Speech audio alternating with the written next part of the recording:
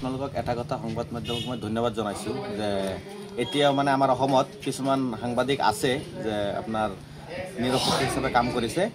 এই আপোনালোকে ইতিমধ্যে হিমন্ত বিশ্ব শৰ্মা ছাৰৰ কেইটামান সংবাদ মাধ্যমত আমি পাইছোঁ যিকেইটা কথা যে মূল এটা কথা প্ৰচাৰ কৰিছে কি যে বাংলাদেশীক উচ্ছেদ কৰিছে। মই এটা কথা সুধিব বিচাৰোঁ তেওঁলোকক যে আপোনালোকে যে বাংলাদেশীক উচ্ছেদ কৰিছে বুলি কৈছে, এই 1 কটাকৈ মাটি 50,000 টকা অনুদান কাক দিছে এইবিলাক? আৰু যিমান মানুহক উচ্ছেদ কৰিছে এইবিলাক মানুহ বৰ্তমান ভাৰতত আছে নে বাংলাদেশত পঠিয়াই দিলে? এই কথাখিনি অসমৰ ৰাইজে জানিব খুজিছে। যদি আপোনাৰ মাজত অলপমান হেৰি থাকে, মানৱতা থাকে, এই শুদ্ধ উত্তৰটো আমাৰ লাগে। আৰু আমাৰ ইতিমধ্যে আমাৰ বদৰুল ইছলাম ডাঙৰীয়া কেন্দ্ৰীয় সভাপতি, নেমচুৰ কেন্দ্ৰীয় সভাপতি বদৰুল ইছলাম ডাঙৰীয়াৰ নেতৃত্বত অহা 15 তাৰিখে গুৱাহাটী চলত প্ৰতিবাদ হ'ব। অসমৰ ৰাইজে সকলো বিভিন্ন দল সংগঠন আমি অনুৰোধ জনাইছোঁ, অসমৰ ৰাইজক অনুৰোধ জনাইছোঁ, বিভিন্ন জাতি জনগোষ্ঠী বিভিন্ন ধৰ্মৰ মানুহ, যিবিলাক মানুহ ভাৰতীয় মানুহ আৰু যে ধৰ্ম নিৰপেক্ষতা বিশ্বাস কৰে, আমাৰ সংগঠনৰ নেতৃত্বত যিখন আন্দোলন হৈছে সকলোৱে সঁহাৰি জনাব বুলি আহ্বান থাকিল।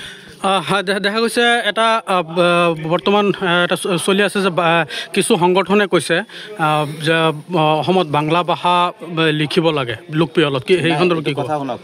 মূল কথাটো হৈছে যে আমি তেনেকুৱা কোনোবা সংগঠনে কৈছে, এইটো তেখেতৰ ব্যক্তিগত কথা, বা কোনোবা যদি কৈছে কোনো সংগঠনৰ এনেকুৱা মোৰ জনামতে এনেকুৱা কোনো সংগঠন নাই যে এনেকুৱা বিতৰ্ক ABMC কৈছে। ABMC কৈছে, এইটোতে মই এতিয়া শুনা পাইছোঁ তেখেতে ইতিমধ্যে নিলম্বনী কৰা হৈছে। তে মোৰ কথা প্ৰশ্নটো হৈছে যে আজি যে আমাৰ মানুহৰ ভিতৰত যিবিলাক আৱেগ আছে যে এনেকুৱা কথা ক'বলৈ যে বাধ্য হৈছে, এইটোৰ মূল কাহিনী হৈছে অসমৰ হিমন্ত বিশ্ব শৰ্মা ডাঙৰীয়া। অসমীয়া ভাষাটো অকল হিমন্ত বিশ্ব শৰ্মা ডাঙৰীয়া নহয় কথা মই আপোনাক কৈছোঁ যে আমি এইটো তেনেকুৱা কথাৰ লগত আমাৰ কোনো অসমীয়া মানুহ যিবিলাক আছে, ভাৰতীয় মানুহ যিবিলাক আছে, কোনো মানুহে তেনেকুৱা এইটো সমৰ্থন নকৰে। কিন্তু মই এটা কথা কৈছোঁ আপোনালোকক যে এই কথাবিলাক যে কোনোবাই মানুহ আৱেগতেই কৈছে হয়, এইটো কথা কোৱাৰ মূল কাৰণটো হৈছে অসমৰ মুখ্যমন্ত্ৰী হিমন্ত বিশ্ব শৰ্মা ডাঙৰীয়া। আপোনালোকে কি ক'ব? আমি তেনেকুৱা কথাত কোনো হেৰি নাই।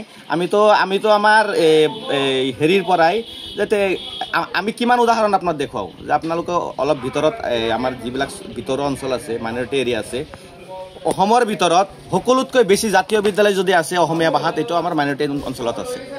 তেখেতে অলপ চাব লাগে। আমাৰ বিভিন্ন চৰাঞ্চলত চাক গৈ পেলাই আজিকালি বেছিভাগ চৰাঞ্চলত জাতীয় বিদ্যালয় খুলিছে। যদি তেনেকুৱা হ'লহেঁতেন আমি জাতীয় বিদ্যালয় কিয় খুলিলেহেঁতেন, তেখেতে সকলো কথা গম পায়। এইটো এটা ধৰ্মীয় মেৰুকৰণ কৰাৰ বাবে কিবা এটা ইছ্যু লাগে, আৰু কোনোবাই কিবা কৈছে এইবিলাক কোনো আমি গুৰুত্ব নিদিওঁ।